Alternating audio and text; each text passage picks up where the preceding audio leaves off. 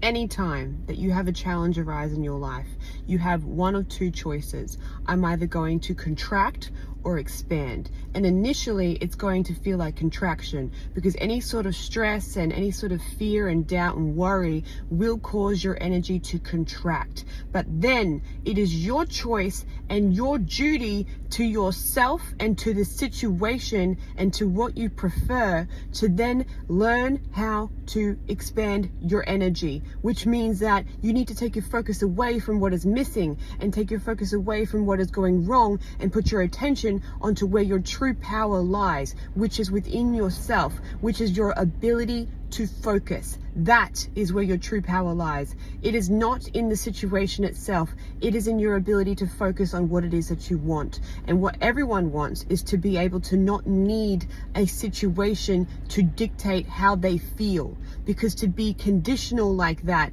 means that life is going to beat you up. Anytime it gets rough, you're going to go from this way to that way and your emotions are going to go all over the place. But if next time a challenge arises in your life and you just make the conscious, deliberate choice that I'm going to use this as my excuse to focus myself into a good feeling place so that I can teach myself that it is 100% incredibly possible for me to feel good even in the midst of a challenge. That is what has changed my life the most, is that whenever a challenge arises, I take that as an opportunity for my energy to expand and for my focus to sharpen. Just like going for a workout at the gym, every time that you put your muscles under stress, you are making them stronger. And it's not just strength for challenges, but strength for the good times as well. Because if you can teach yourself to focus in the middle of a challenge, that means that you can teach yourself to focus in any and under all conditions,